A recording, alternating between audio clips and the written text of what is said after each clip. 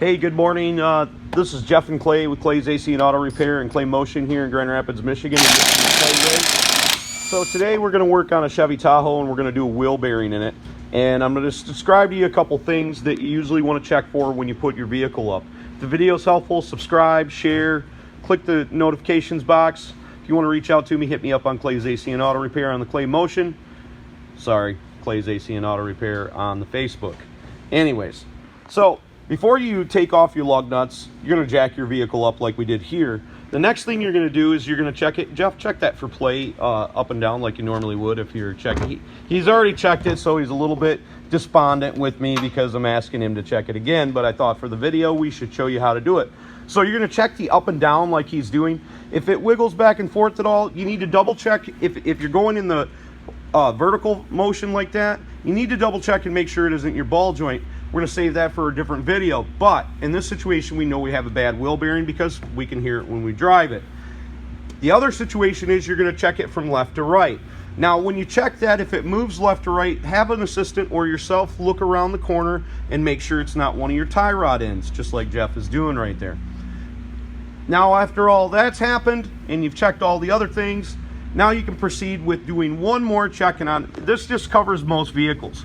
What you're going to do is you would turn the wheel just like Jeff's doing, and you're going to put your hand on the shock. And the reason that you're going to do that is because the energy from the bad wheel bearing is going to transfer to the tips of your fingers. If you have a shock or if you have a spring, I don't even feel it. Actually, I can feel it inside here. Yeah, so you'll feel a rumble inside your fingertips. And that'll tell you that you're on the right track with the bad wheel bearing. So now we're going to go ahead and remove the 22 millimeter lug nuts that hold the wheel on and start changing the wheel bearing. So once we've got our wheel removed, we're going to go ahead and remove two 18 millimeter bolts that hold on our caliper bracket. Now notice we're not taking off the caliper, we're taking off the whole bracket, caliper included.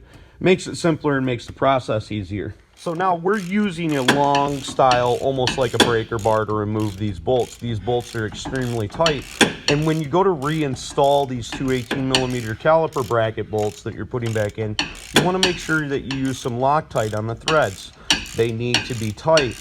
Whenever you're working on brakes and you go to retighten these bolts on your caliper, just as a little point out, you do not have to over tighten these. 25 to 35 foot-pounds is plenty enough, and that's just palming your socket and getting it tight. These bolts that hold the caliper itself onto the bracket do not have to be super tight. The pins need to move back and forth, but they do not have to be super tight. You won't never know how many vehicles I've seen come inside the shop that people have over tightened the caliper bolts to the caliper bracket. It's crazy to me how much people think that them things actually hold something on, and all they're there for is leverage for the caliper to actually slide on the pins. So don't over tighten your caliper bracket bolts on the pins that hold your caliper on. So once you've gotten your caliper off, you can go ahead and remove your rotor. Now we may need to take out the outer tie rod end. I'm going to show you a way to take that off if we need to remove it to be able to be successful in getting the wheel bearing out. But we're also going to now spray penetrant on our bolt heads for our wheel bearing to be able to remove them easily in case you don't have torches like me. So we don't need to remove the tie rod. I was thinking it's a possibility and it might be helpful for you. And I'm going to go ahead and just illustrate to you how to remove the tie rod end just in case you have to on your vehicle for some reason. Okay, so now you can take a 36 millimeter socket and remove your wheel nut lug. Now you can take a 36 millimeter socket and remove the hub nut. And if you do have to remove the tie rod end, it's an 18 millimeter. We've sprayed a little bit of penetrant on there. I'm going to show you how to remove the tie rod end without damaging the cups or needing pickle forks or anything like that. But for that, I'm going to need an assistant to hold the camera while I do it.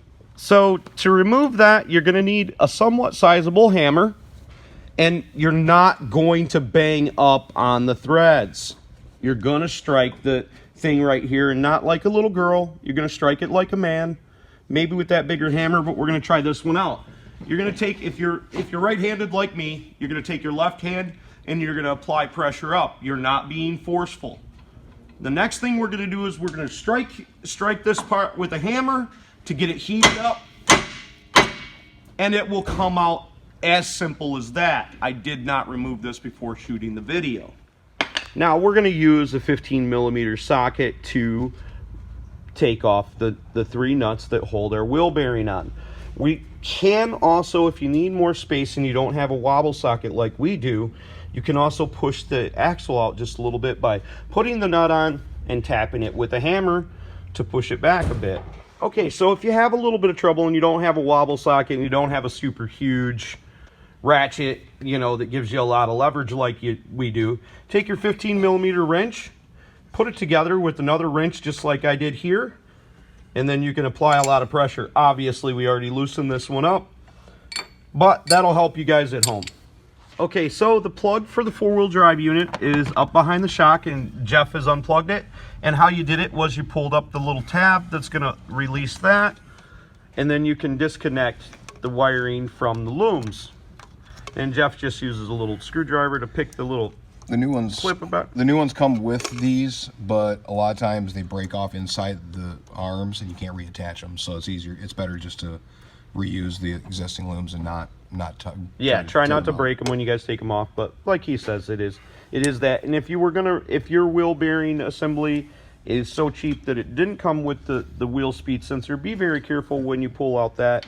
1, these screws like to break off when you pull them out, and 2, they're very difficult to get them out of there, so be ginger when you remove it. During the removal process and while you have your wheel off, make sure you start looking for cracking and splitting inside your upper control arms and lower control arm bushings. Also look on your axles for cracks in your boots. These boots are replaceable, but it is difficult, and because of how inexpensive axles are nowadays, it's much simpler just to replace the axle than it is to actually replace the boot, because you would need a clamp tool to be able to put the spring back on once you remove the boot. Now your top bolt is not going to come out all the way. It's going to be trapped by the ball joint and partially by the axle. So just leave it sitting inside there while we try to remove this. Now Jeff is going to go ahead and try to remove this wheel bearing, but sometimes they're rusted in the seats because this is steel to aluminum. But as you notice, Jeff has got one arm on the wheel bearing as he taps on the other one.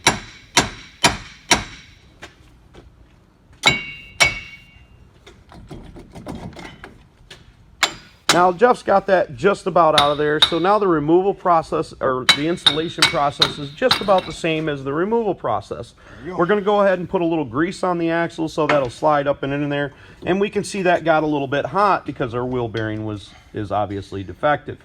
Just pay attention to your correlation of your heat shield, and you can still just leave that bolt inside there. Do not forget to put Loctite on your bolts. Now we'll probably use a blue Loctite on the wheel bearing bolts as well, but that's not 100% necessary. It's just the way we do it in the shop.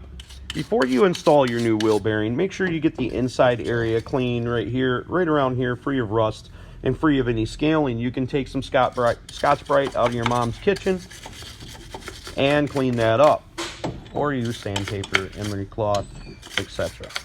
So now we're ready to install our wheel bearing, and this pretty much concludes the video. So you can go ahead and fit that thing in there. Remember, if you want to reach out to me, you can hit me up on Clay's AC and Auto Repair on the Facebook. Don't be the next to them, be the first of you. And if anybody else can do it, you can do it too. God bless, have a great day. Subscribe, share my videos, click the notifications, all that jazz. Peace.